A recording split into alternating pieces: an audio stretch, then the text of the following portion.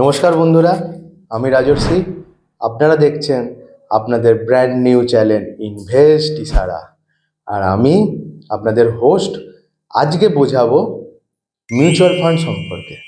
আগের দিন এসআইপি নিয়ে বলেছিলাম, আজকে বলবো মিউচুয়াল ফান্ড সম্পর্কে। চলুন, লেটস গো।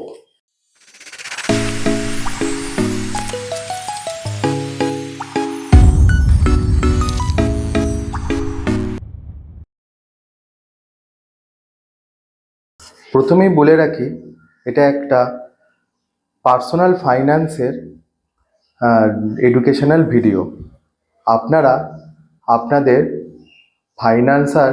আপনার ফাইন্যান্স অ্যাডভাইজার আছে তাকে জিজ্ঞাসা করেই নিবেশ করবে।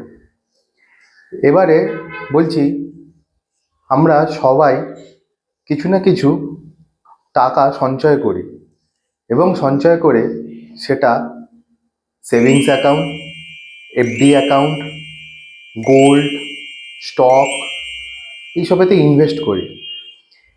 এবার হচ্ছে, সেভিংস অ্যাকাউন্টে আমরা যে পরিমাণ অর্থ ইনভেস্ট করি সেই পরিমাণ অর্থ আমাদের বছরে প্রায় 4% করে গ্রো করে, যা আমাদের ভারতবর্ষের ইনফ্লেশন 7% তাকে বিট করতে পারে না। ফলে আপনার টাকাটা ডেপ্রিসিয়েট হয়। দ্বিতীয়, এফডি।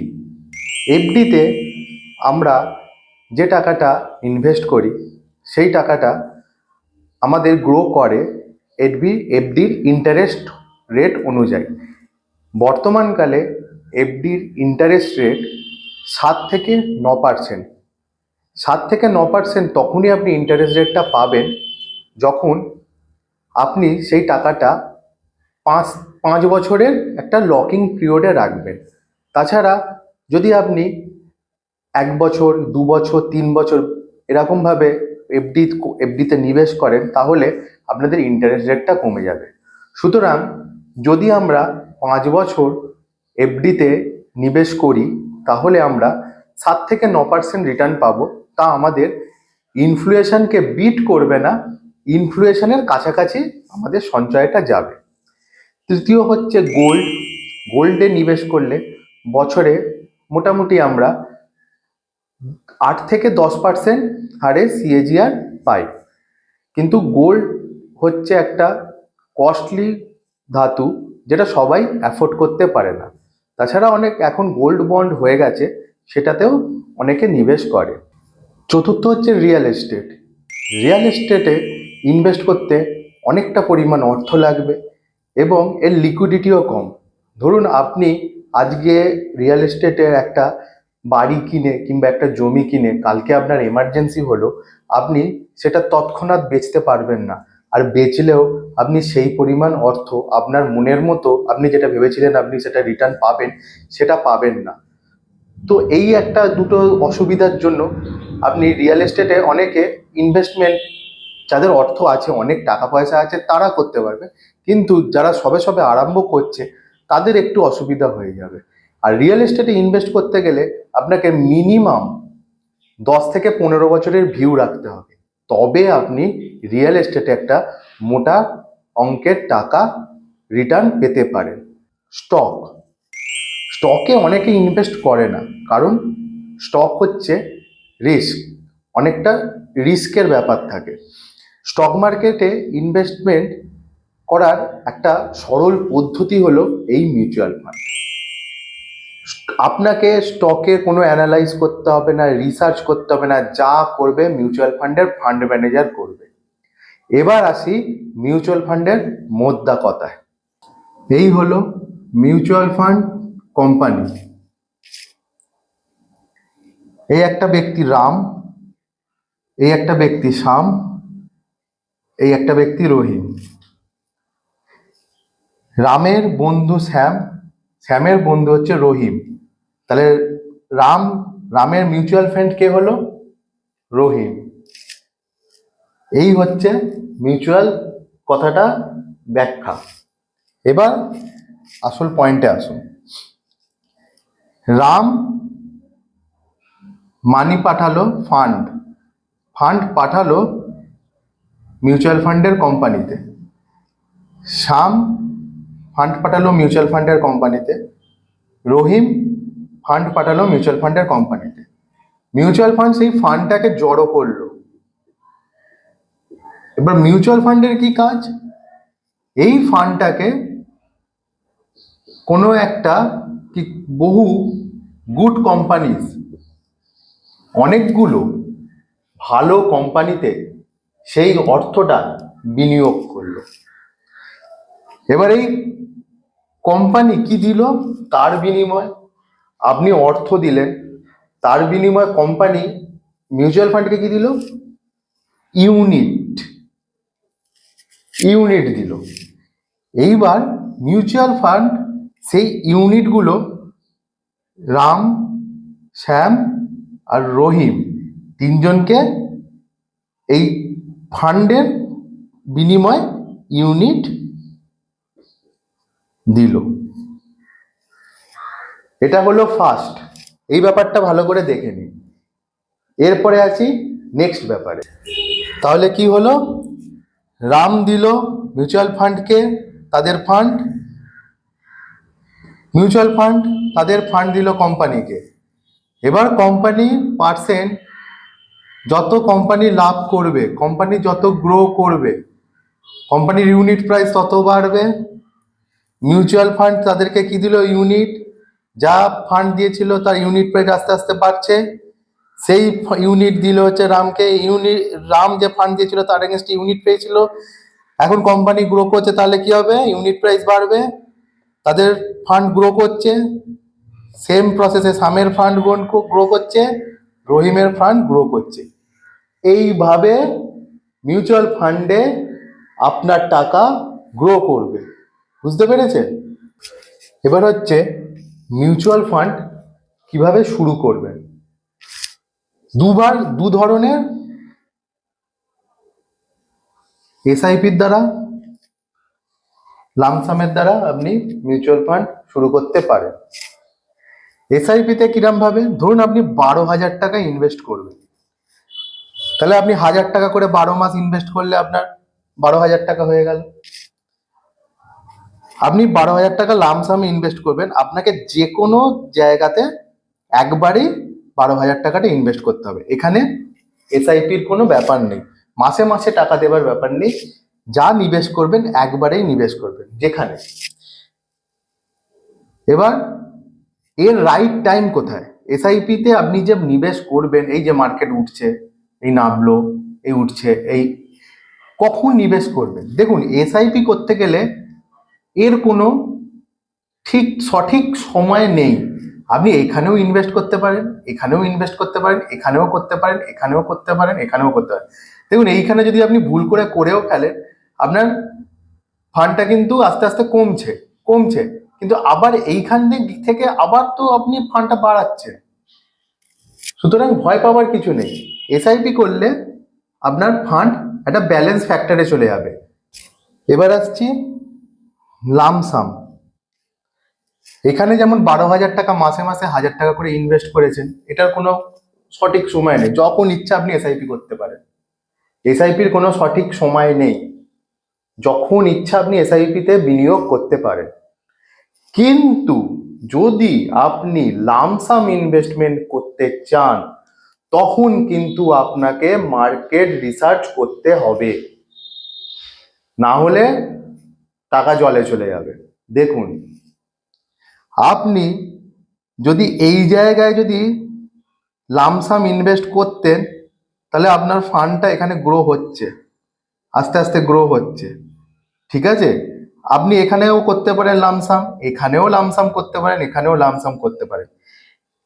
যত মার্কেট ডিপে যাবে সেই টাইমে আপনি লামসাম করতে পারেন, এবং এটা আপনাকে মার্কেট রিসার্চ করেই তবে লামসামে যেতে হবে, না হলে লামসামে যাবেন না। দেখুন, আপনি যদি এইখানে লামসাম করে দিতেন, ব্যাস পড়ে গেল। আবার এখানে করে দিতেন, ব্যাস আবার এখানে পড়ে যেতেন, ব্যাস। তারপরে বলতেন শেয়ার মার্কেট খারাপ, শেয়ার মার্কেটে হচ্ছে জুয়ার আড্ডা। বুঝলেন? লামসাম করতে গেলে আপনাকে মার্কেট রিসার্চ করতে হবে, ঠিক আছে? এই মিউচুয়াল ফান্ড আমরা কেন করব, তার জন্য এই 6টা পয়েন্ট আমি ধরেছি। কেন মিউচুয়াল ফান্ড করব? সবাই লাফালাফি করে মিউচুয়াল ফান্ড করছে, এসআইপি করছে, তাই জন্য করব না। কারণটা কি, আমি কেন করব, আগে নিজেকে জিজ্ঞাসা করবেন কেন আমি করব। প্রথম পয়েন্ট, লক্ষ্য স্থির। আপনি মিউচুয়াল ফান্ড কত দিনের জন্য করবেন? 5 বছর, 10 বছর, 15 বছর, না 20 বছর? আপনার লক্ষ্যটাকে আগে স্থির করবেন তারপরে। কারণ আমি আগের ভিডিওতেই বলেছি, স্টক মার্কেটে নিবেশ করলে যদি অনেকগুলো টাকা একসাথে রিটার্ন পেতে চান, তাহলে কিন্তু আপনাকে লং টার্মে যেতে হবে। তাই জন্য নয় 10 বছর, নয় 15 বছর, নয় 20 বছর, আগে নিজের মনকে জিজ্ঞাসা করে লক্ষ্য স্থির করবেন। অনেকেরই লক্ষ্য থাকে, স্বপ্ন থাকে, একটা বাড়ি করব, কিংবা আমার একটা হোটেল, কোনো ট্যুরিস্ট প্লেসে আমি লিজ নেবো, কিংবা একটা হোটেল কিনবো। এই ধরনের বিভিন্ন ধরনের একটা করে একটা নিজের স্বপ্ন থাকে, নিজের ভেতরের স্বপ্ন। কিংবা আমি ফাইন্যান্সিয়াল ফ্রিডমটা পেতে চাই, আমি এতগুলো টাকা আমার অ্যাকাউন্টে থাকবে, আমি মাসে মাসে করে এত করে করে পাবো, সেই একটা ফাইন্যান্সিয়াল ফ্রিডমের আমার ভিডিও থাকবে, এরপরে আসবে, আপনারা একটু দেখে নেবেন। তা আগে মেন কথা হলো লক্ষ্য স্থির। আমি কত বছরের জন্য করব, লক্ষ্য স্থির করবেন। আগে বসে নিজে লক্ষ্য স্থির করবেন যে আমি এত টাকা এত বছর এসআইপি করলে এতটা রিটার্ন পাবো, তখন আমি কি করব। আগে টার্গেটটাকে বেঁধে দিন, ঠিক আছে? Next point, risk factor. আপনার সঞ্চয়, যেখানে আপনি যেই টাকা জমাচ্ছেন, সেই সঞ্চয়ের টাকা আপনি কতটা রিস্ক নিতে পারবেন। তার জন্য আপনি লার্জ ক্যাপ, মিড ক্যাপ, না স্মল ক্যাপে যাবেন, এটাও ভেবে নেবেন। আমি কতটা রিস্ক নিতে পারবো। যদি আপনার বয়স 25 থেকে 30 বছরের মধ্যে হয়, তাহলে আমি সাজেস্ট করব তাদের স্মল ক্যাপে যেতে, কারণ তাদের বয়সটা অনেক পড়ে আছে। আরেকটু বয়সটা বেশি হলে মিড ক্যাপে যেতে, আরেকটু বেশি হলে লার্জ ক্যাপে যেতে। মানে আপনার বয়স যতটা বাড়বে, আপনি রিস্ক ফ্যাক্টর তত কমাবেন। আর আপনার বয়স যত ছোট হবে, আপনি রিস্কটাকে রাখতে পারেন। ঠিক আছে? এই রিস্ক ফ্যাক্টরটাও একবার ক্যালকুলেশন করে নেবেন আগে। থার্ড হচ্ছে রাইট স্কিম। এবার রিস্ক ফ্যাক্টর লক্ষ্য স্থির করে ফেললেন, রিস্ক ফ্যাক্টর আমি ক্যালকুলেট করে ফেললেন। এবার হচ্ছে রাইট স্কিমে যাব। কোন স্কিমটা আমি নেব? লার্জ ক্যাপের স্কিম নেব, মিড ক্যাপের স্কিম নেব, না স্মল ক্যাপ স্কিম নেব, না ফ্লেক্সি ক্যাপ নেব, না ব্লু চিপ নেব? কোন দিকে যাব? ঠিক আছে?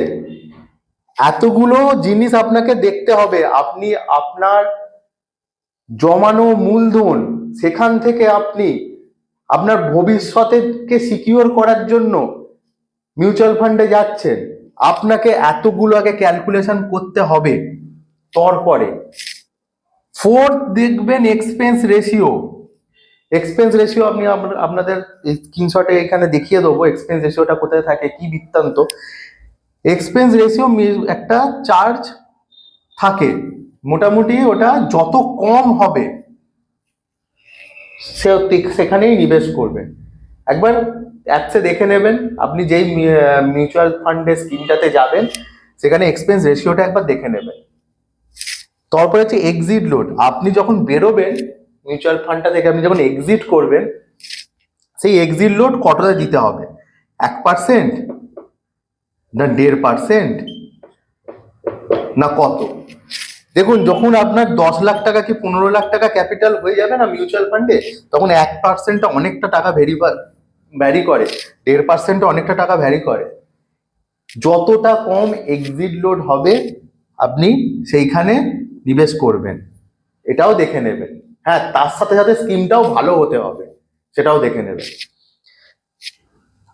লাস্ট পয়েন্ট দেখবেন সিএজিআর, যেই ফান্ডটাতে আপনি নিবেশ করবেন তার সিএজিআর কত, মানে কম্পাউন্ডেড অ্যানুয়াল গ্রোথ রিটার্ন, তার সিএজিআর কত, সব লেখা থাকবে। একটা স্ক্রিনশট আমি ছোট্ট দিচ্ছি তলাতে, সেখানে দেখে নেবেন সিএজিআর কত, এ কত। এই সব জিনিস আপনি দেখে তবে মিউচুয়াল ফান্ডে নিবেশ করবেন, তার জন্য নিজেকে সময় দেবেন। আর যদি লামসাম করতে হয় মার্কেটে টাইম দেবেন, আর যদি এসআইপি করতে হয়, এসআইপিতে মিউচুয়াল ফান্ড করতে হয়, সেই টাকাটা আপনি গ্রো করতে চান, 10 বছর 20 বছরের ধরে গ্রো করতে চান, তাহলে কিন্তু আজকেই এই জিনিসগুলো একটু দেখে নেবেন। পরে কিন্তু আর চেঞ্জ করা যাবে না, পরে আপনাকে আবার বেরোতে হবে, মিউচুয়াল ফান্ডটাকে মানে ক্লোজ করতে হবে, নিয়ে আবার করতে হবে, একটা ঝামেলা। তার থেকে বাবা আমি আগে এগুলো দেখে নেবো, এগুলো দেখে আমি নিবেশ করব। ঠিক আছে, এই ছিল টোটাল মিউচুয়াল ফান্ডের ব্যাপার। আপনাদের ভিডিওটা কেমন লাগলো? যদি ভালো লাগে কমেন্টে জানান, লাইক শেয়ার করুন, আর যদি ইনফরমেটিভ লাগে তবে বন্ধুদের সাথে একটু শেয়ার করে দেবেন। আর আমার ইনভেস্ট ইশারা চ্যানেলটা প্লিজ সাবস্ক্রাইব করবেন। ধন্যবাদ।